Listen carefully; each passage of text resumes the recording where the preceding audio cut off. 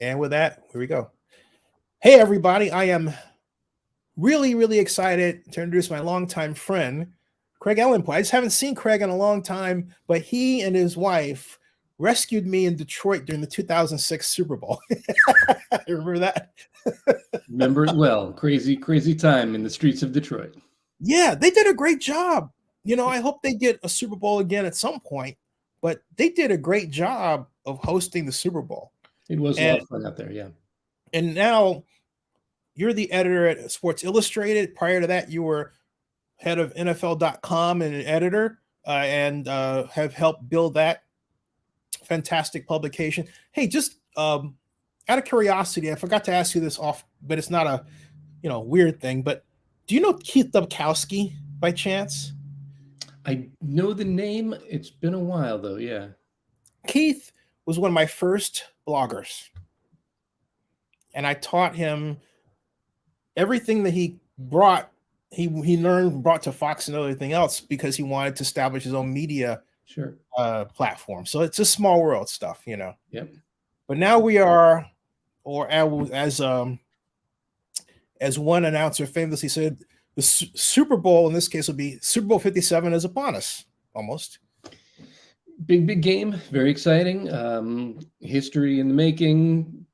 Two teams that have been there and won it in recent years. So it should be a lot of fun. Both high-powered offenses and underrated. Well, Philly's defense isn't underrated. It's known as being very good. Kansas City's defense may be a little bit better than people think.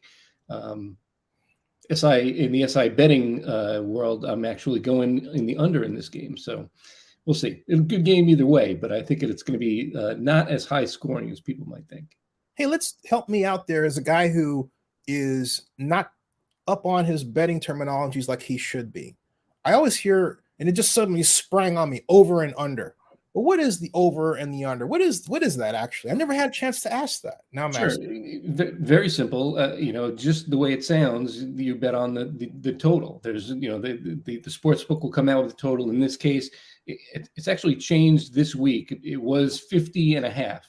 I believe now it might be 51.5.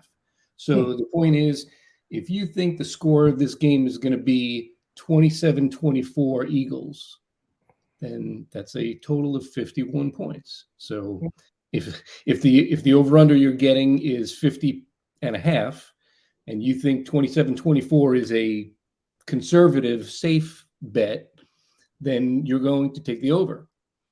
So I would say, in my mind, I think it's a 24-21, 24-23 game. So I'm taking the under, and that's it. It's what you think is going to be the total points scored. Now, why do you pick the under? I'm curious. Well, the Eagles defense has been very good all season long. In the playoffs, they've only given up 7 points a game in their 2 playoff games. Now, Giants offense is not consistent. The 49ers had injured quarterbacks. So not a great example when you're going up in the Super Bowl against Patrick Mahomes and the Kansas City Chiefs. However, the Chiefs defense, now the Chiefs in their 2 playoff games, they played Cincinnati Bengals, high-powered offense, Jacksonville Jaguars, who were on fire heading into the playoffs and scoring a lot of points. Yeah. The Chiefs held both the Bengals and the Chiefs, and Bengals and the Jaguars to 20 points each. So that's where I get that 20 coming from. So if they can hold the Eagles to 20 points, and Patrick Mahomes would do well to score 24 against a good Philadelphia defense. Well, 24-20 final is coming in under the total. So that's where I think it's going to land. Where do you factor in Super Bowl tenure? Because you have Patrick Mahomes, Travis Kelce, a number of Chiefs that have very recently played a Super Bowl game that they won. Well, I think that is extremely important. I think just as, if not more important, is the head coach experience. And the fact that Andy Reid has been to the Super Bowl with the Eagles many, many years ago, and has been to the Super Bowl and won it with the Chiefs just a few years ago, and is one of the all-time winningest coaches in the National Football League, is extremely important. And Nick Sirianni for the Eagles just his second year as a head coach, and he certainly looks like he knows what he's doing and is a very good coach. But there is something to be said about your first Super Bowl and, learning potentially from your mistakes and see what happens there.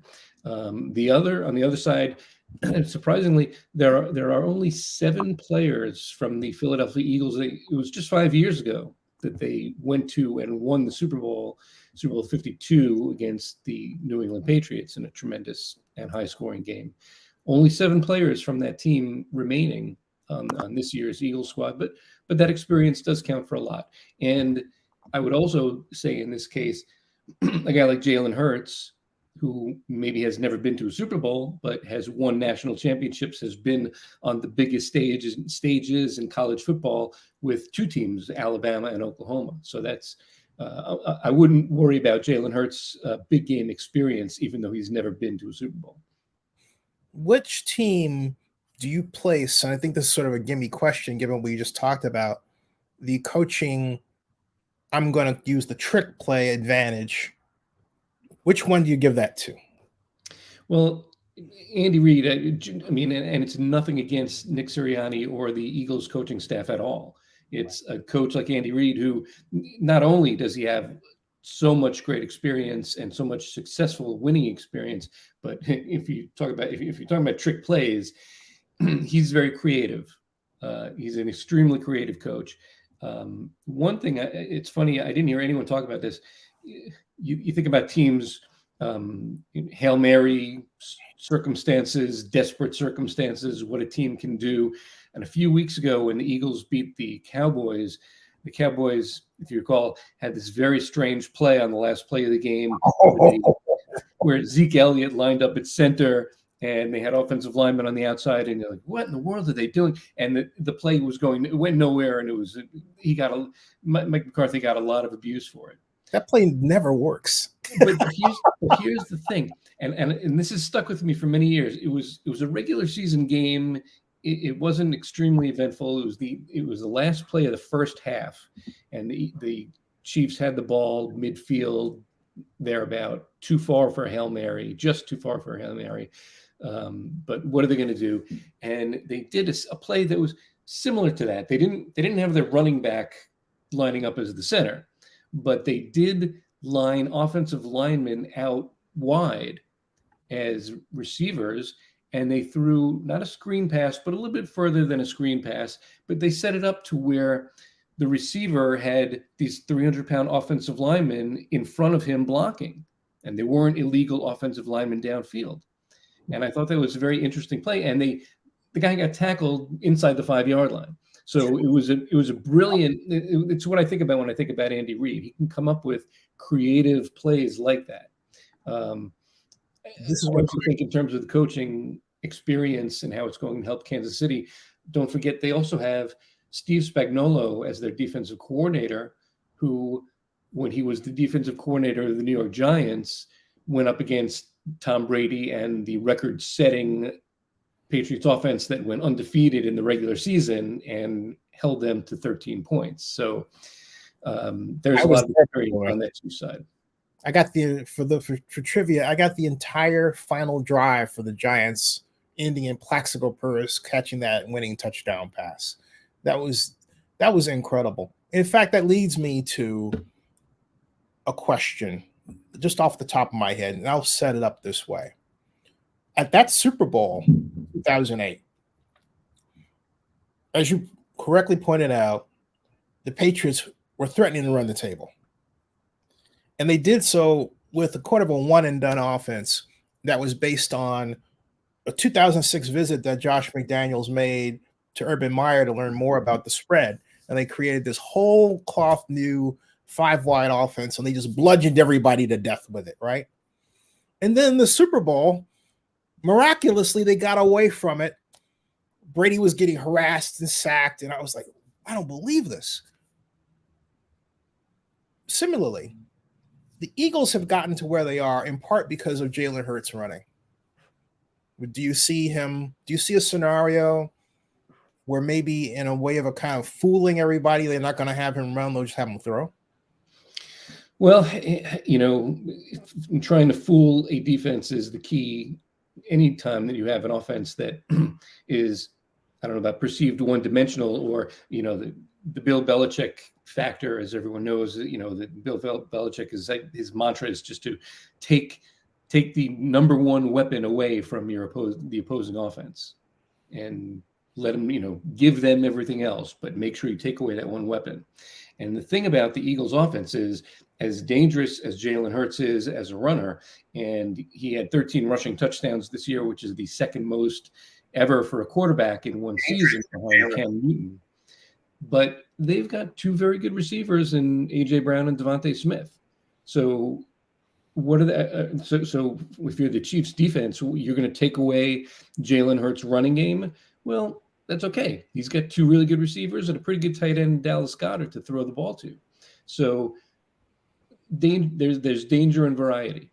And you talk about the Patriots and their record-setting offense and what they did and how the Giants stopped them. It's pressure, right? Mm-hmm. That's the key. Just pressure. Mm-hmm. Come up with different ways to do it. The Philly defense is very good, and the key to their defensive success is that they can put pressure on a quarterback strictly with their front four, so they don't have to come up with crazy safety blitzes or linebacker blitzes or exotic, fronts. They can just line their main four guys up front and go after the quarterback and, see what happens. And they did it. They had 70 sacks this season, far and away the most in the National Football League. The Chiefs, if they can put that pressure, and they've got the players, they've got players capable of putting pressure on Jalen Hurts. And also, the key, of course, is then pressure and contain. So don't let him get out of that pocket if you can prevent it. But easier said than done, of course. Easier said than done, which gets me to a possible matchup that we should watch out for. I mean, let me ask this question. Is it fair to ask, as we look at the rosters and the depth charts? For example, here's the Chiefs roster right here. Can they handle the onslaught of Hassan Reddick? Well, they can, doesn't necessarily mean that they will. They've played, they are an offense that has done very well. Look, the Chiefs scored 44 points this year on the San Francisco 49ers defense, which was statistically the best in the league. The pass rush for the Eagles makes them as dangerous as any defense the Chiefs is going to face. But the key again is, okay, if Hassan Reddick is going to put pressure on Patrick Mahomes all day, what can they do to offset that? They've got one of the best check down running backs in the NFL in Jerick McKinnon, who came on very late in the season. At one point he scored, I think it was maybe 8 touchdowns in a 9-game stretch, 9 touchdowns in a 10-game stretch down late in the season. So it's not like he did it early and hasn't been around. He's really come on for them. And Isaiah Pacheco, the rookie running back, has done very well, especially here in the playoffs. So the key to slowing down that Eagles pass rush is going to be mix it up.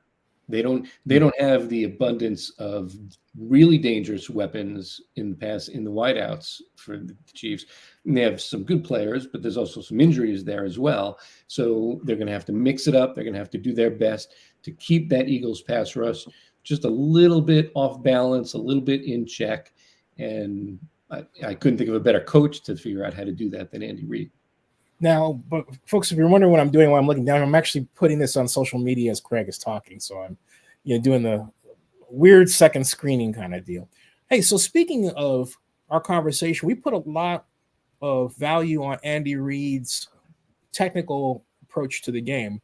But what about Nick Sirianni? And the reason why I say that is I have to tell you, Craig, I'm completely surprised the Eagles are here and have went through the season the way that they did. The reason is that last year they showed no signs of putting this kind of squad on the field. I remember watching them against the Falcons, and they had this simplistic approach of basically quarterback sweep left, quarterback sweep right, option throw. It was predictable. It was effective until the Falcons had caught up with it. The Eagles did win that game, however, because the Eagles had better talent.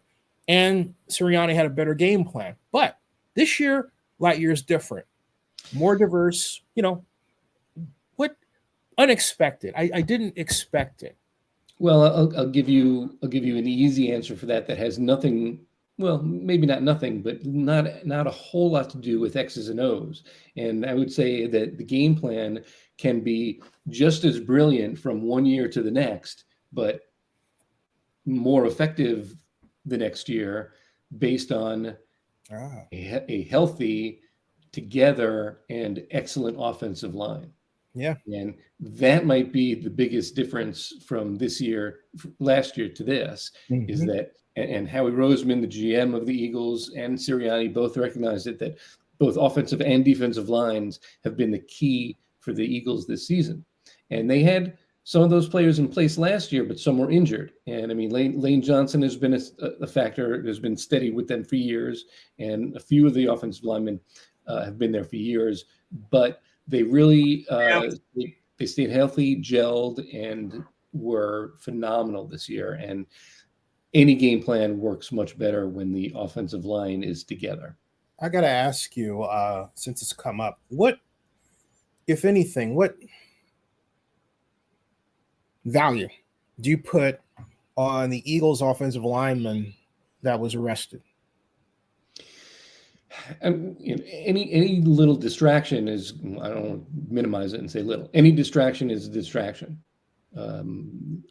The Chiefs sadly had to put up with a similar distraction, not with a player, but with a coach, and who happened to be Andy Reid's son in their last Super Bowl. Yeah. And so, these things happen, and unfortunately, it's a reality of the NFL.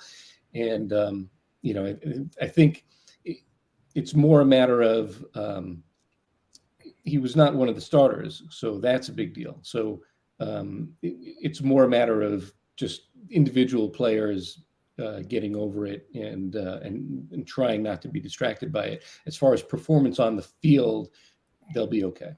Point is, it's not like a Barrett Robbins situation, like unlike the night before the Super Bowl and one of your starting offensive linemen is missing in action. Yeah, or in that case, starting center, right? So yeah. Of all things to have happened to Raider fans on a day that we actually got killed. Oh my Lord, that was horrible. Yeah. My goodness. And also I want to talk to, just parenthetically, about the rise of sports betting and publication. What has driven this? I think it's fascinating. I think it's fun. It's something that I want Zenny 62 Media to get into more. But what was the spark?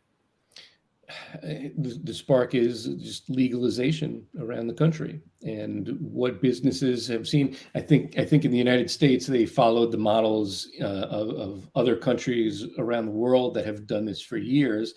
England in particular, I think, has been an easy model to follow.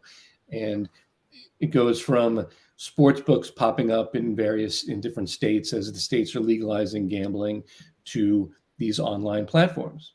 And Sports Illustrated, as an example, is affiliated with a partner company that has SI Sportsbook. And so at Sports Illustrated, we go through SI Sportsbook when we present odds for games, not only the NFL, but college sports, NBA, all the major sports. And there are media companies throughout, especially online, who are not only presenting information to help the gamblers at home, bettors be better educated to make wiser decisions, but they are obviously, the money is there in the sports books, and it's incredible money.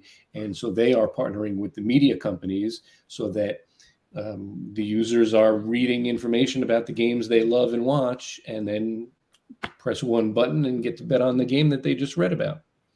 And do you see, as we go along, a further, how is this going to grow? Let me ask, is it more media organizations? I know I want us to get into it. We're C Corp. We got stock to part with, and we can make all kinds of deals. But we'll expand in terms of, here's where I'm going with this, women's sports. Because, I'm a huge women's sports fan, but I haven't seen the betting talk I'm happy to be wrong, expand into that area? I think it is expanding in that area, albeit slowly.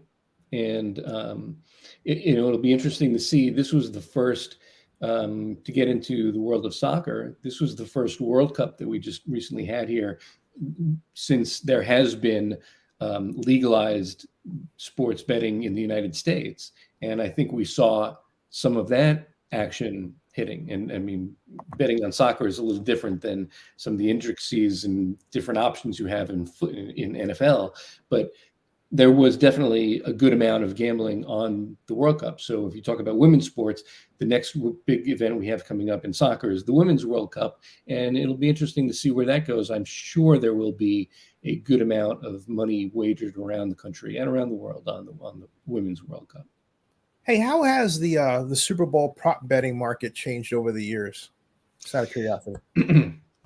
Well, again, with the access so easy, as opposed to having to, well, you could deal with the bookie, on the phone or on the street or wherever you are. But I mean, as opposed to going to Vegas and going to one of the big sports books in Las Vegas, the idea of being able to just click online and immediately see all the different props that you have for a game. I mean, I've seen it just in my own personal understanding of betting as it goes on. And just to give you the example, this week, all day today, as we're getting ready on Sports Illustrated on SA.com to talk about the Super Bowl, we put up maybe a dozen stories just in the last 24 hours about the prop bets being offered for different players. Everyone, of course, is going to focus on Patrick Mahomes and Jalen Hurts, but it's everybody. To the point, I think in Vegas and in betting circles, to get into the weeds here and get into the details, one of the players that you are hearing a lot about this week is a backup running back for the Philadelphia Eagles, Kenneth Gainwell.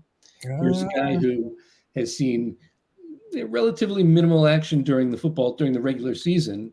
And in 2 playoff games for the Eagles, he's actually carried the ball more than he had during the season. And his prop bet, and for listeners who are learning about this for the first time, a prop bet is similar to an over-under for the game total. It's picking the statistical total for a player. So for Kenneth Gainwell, it's a pretty modest number. His prop bet is 19.5 yards for the game. So you can say, I think Kenneth Gainwell is going to rush for more than 19.5 yards and bet on that. And in fact, that is a bet that I would take this week. I think Kenneth Gainwell is going to be a surprise, not necessarily star of the game, but a key factor in this game. And so a lot of people are looking at prop bets and looking at guys like Kenneth Gainwell, looking at. I'm sorry, Mary, but I was going to say, take us through this really neat, well-designed, I have it here, sportsbook. Sure. SI Sportsbook, it's available in only a handful of states, and it's growing every year. It grows in terms of where it's being offered, and you do have to live in a few different specific states to be able to play on SI Sportsbook. And you go here, and it'll give you all the different sports where they offer lines and odds for anything.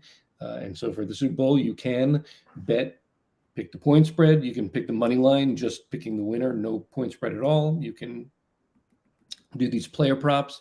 Another thing, I think tomorrow we're going to have a story on SI.com/betting where a few of us as editors pick our favorite parlays.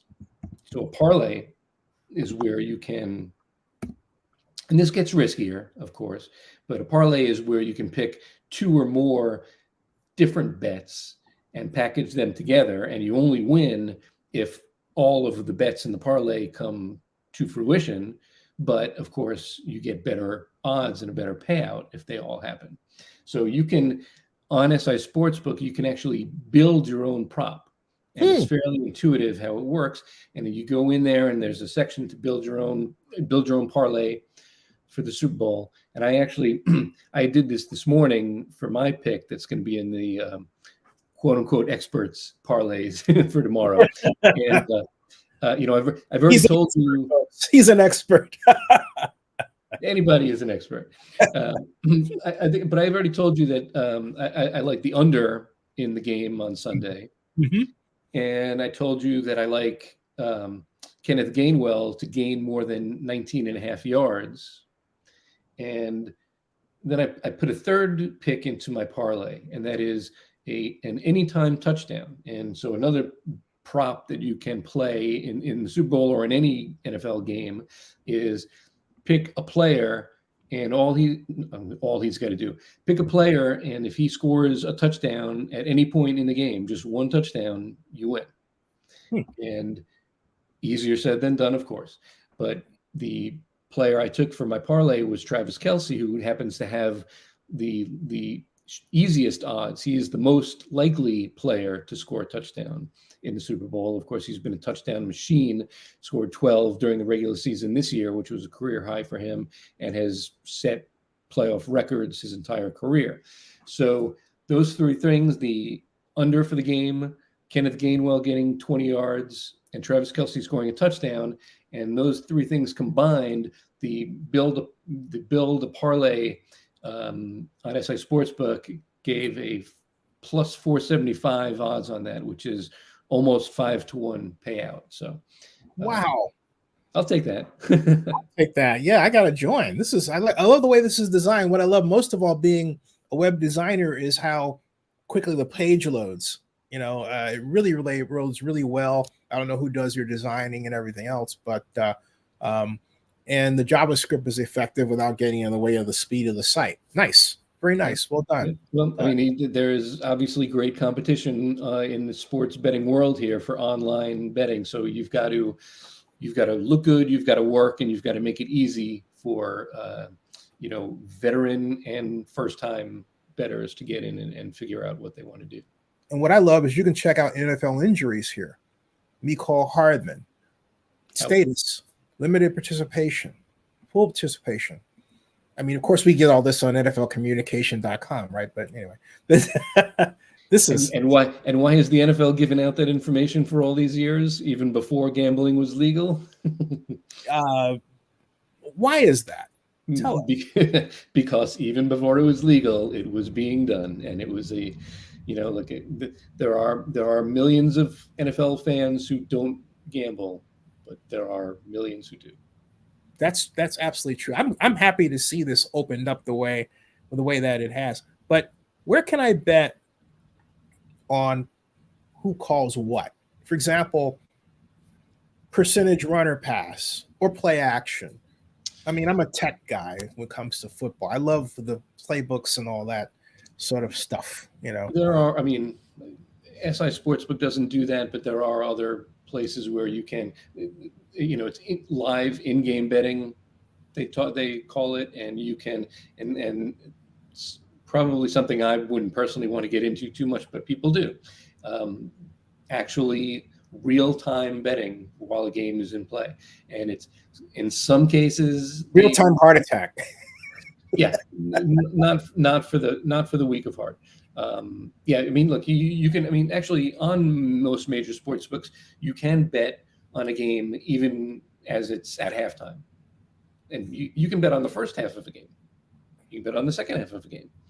The odds, the point spread may change. That in the national championship game when Georgia was dominating TCU, Georgia had opened the game as a double-digit favorite in that game to begin with, and when they started running away with it, even in the first half, sports books would actually change the line and say, well, you could still bet TCU. Now it's plus 21. Mm-hmm. It's crazy, but they do it. What a heartbreakingly disappointing game. Oh my Lord. But It reminds me of a related issue with Jalen Hurts. We all remember the championship game where Jalen was replaced by Tua. Is it possible he has some kind of flashback and, maybe he gets stage fright? I mean, it's a question, right? I haven't seen anyone ask the question, of course, but I'm asking it. What's the possibility that he gets stage fright? Well, I don't think that any sports books are putting odds on that, but I wouldn't touch it with a 30-foot pole. I think he's going to be Jalen will be just fine. It's funny. I've actually talked to a few insiders about Jalen Hurts for a draft and for an NFL draft feature story. And I spoke to somebody who was with the Eagles organization when they drafted him, and he said his character, his work ethic stood out above all the other quarterbacks that they were scouting. So I wouldn't worry about that at all. But like, interesting though, as Jalen had a good quarterback to take over for him, the Eagles have a decent backup in Gardner Minshew. So who knows? And don't forget, it was a backup quarterback who won the Super Bowl for the Eagles 5 years ago. That's absolutely right. That's absolutely right. What's the likelihood we see Chad Henne, you think, in this game? Either not necessarily to replace an injured Mahomes, but it could be the scenario that the Chiefs are so far ahead, right? They put him in. That could happen. What do you think? I'm sure Andy Reid would love to be in that situation. It's again when we go back to betting on this, and it's a 1.5 point spread, so it's very unlikely that this is not going to be a close game, but you never know. It is more likely that Chad Henne is in the game to replace an injured Patrick Mahomes, seeing as he's been nursing this ankle sprain. By all indications, I mean, he played well enough in the AFC title game 2 weeks ago to think that he's going to be sufficiently healthy by the time Sunday rolls around. But and rolls is an unfortunate word to use in this situation, because if he rolls that ankle on Sunday, Chad Henne will be forced into action. Yeah, he will definitely be, forced to action. All of a sudden, I'm looking at Twitter, by the way, and there's sudden talk about something I never considered: the taxes you have to pay on betting. And which is one of the fortunate one of the reasons why the states are approving the legalization of gambling, and states are making a lot of money on gambling, and it's a good thing for them. And as long as bettors are careful, and people are taking care of people and making sure that they don't get out of hand with it, it's a business. And yes, if you win enough to have to pay taxes on it, then you're doing okay, and you'll take it. Is anyone taking a bet on the possibility of a streaker? I haven't seen that prop bet being offered. There are of course, there are novelty props that sportsbooks do offer. The over under. We talked about the over under on the game total. There's an over under on how long the national anthem is. There's you can bet on what the first or last song is going to be from Rihanna at halftime. But I have not seen the Super Bowl streaker option. No, that's interesting. And I go back to, there's so many possible bets you can place. I mean, trick plays is my favorite, because I go back to the most arguably. Well, let me put this out there. I think the most famous trick play in Super Bowl history was the one that Tom Landry called in Super Bowl 12, having Robert Newhouse throw the halfback pass to Golden Richards for a touchdown. What say you? What's the most famous trick play in Super Bowl history? It's hard to ignore the Philly special, talking about a non-quarterback throwing a touchdown pass. Am I showing my age, Craig? No, not at all. Not at all. Believe me, I'm with you. I'm with you on Tom Landry. And look, Newhouse was the first non-quarterback to throw a touchdown pass, and that was big. So that has historical perspective automatically. I also think about the onside kick that the Saints perpetrated against the Colts to begin the second half of their game, which was changed the complexity of that game and really was a turning point. The Eagles thing, it was a combination. The Eagles Philly special, not only was it a trick play, but it was fourth down into the half. That was a game that had a lot of exciting plays, and that was just the most bizarre of them. And at the timing of it, it was just that was impeccable timing. Yeah, that do we have a consideration for, okay, which team, just this is not a weird question at all. It's actually a good betting question. Which team will rack up the most sacks? It's and you can bet on that. And you can bet on which player has the most sacks, Mm-hmm. or you can bet on the over under on any player. Depending on what their props are, it would be hard to go against the Eagles with their league leading 70 sacks on the season. Oh, yeah. Which means the best counter for that, however, is short passing. Yeah. Right. And so it almost begs the question from the Chiefs: how many catches will Travis Kelce, haul in? Yeah. Over 10? I'd say over 10. Very good. There's a very good chance of that. I mean, he just in the divisional playoff win against Jacksonville, he set the NFL playoff record for catches by a tight end with 14, and there's a very good chance of that. I believe the consensus total in sports books is 7.5. So that's a fairly safe bet. Now, out of consideration for my friend's time, how much time you got? Because I'd love to talk about this all day, but I know you don't have that kind of time.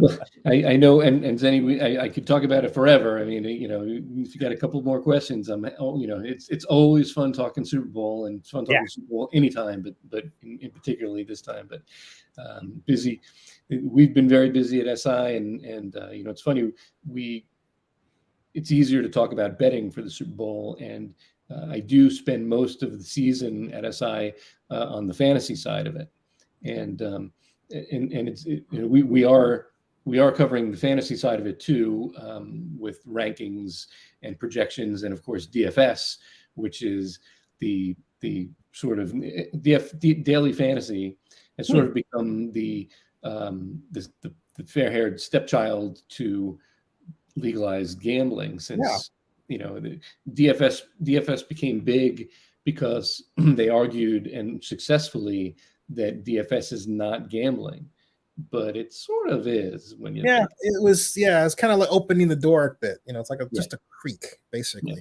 But there's and it's for listeners, it's DFS is really the last chance to get into fantasy right now with only one game left. But as I guess to be prepared for next year, there's there are several ways to play fantasy football in the postseason, and one of the things I enjoy, and there are some different online fantasy sites that provide this, is one and done leagues. And I'm in a league with some college buddies of mine, and I'm in third place heading into this final game, so I think I got a good shot of it. What you do is you set your fantasy lineup each week during the playoffs, starting with the wild card games through the Super Bowl. And you set a lineup, depending, the commissioner can decide what your lineup's going to be like, but figure quarterback, 2 running backs, 2 receivers, tight end. And you can only pick a player. You can pick anyone you want, and it doesn't matter if someone else in your league is picking them that same week or not. But the point is, you can only pick a player once throughout the playoffs. So you not only have to have a good idea of fantasy, you have to have a good feeling for who's going to win. Because if you pick, Patrick Mahomes in the divisional round against the Jaguars, you can't use him in the Super Bowl. Oh. And if you pick Jalen Hurts in the divisional round and you pick Patrick Mahomes in the conference championship round, then you don't have a quarterback to pick in the Super Bowl. Ouch. Then you're really stuck. Yeah. So you kind of have to be very strategic about how you're doing this. So I feel pretty good.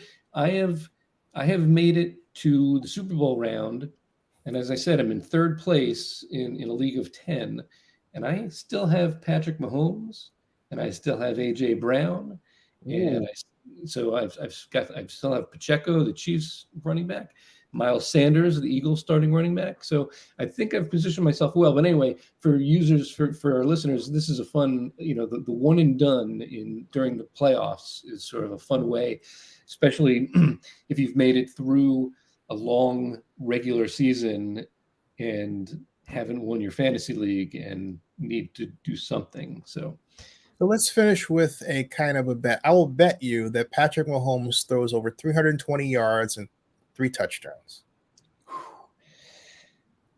now, Zenny, I think the over-under in Vegas for Patrick Mahomes is 290 yards. So you're spotting me 40 yards. Yeah.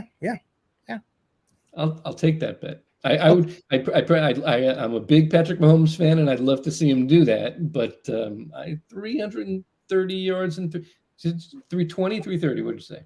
I said over 320, so you get 321, right? But 320, and I'll be very impressed and surprised if he throws for 320 yards and 3 touchdowns. And that means you got to come back so we can go over these things.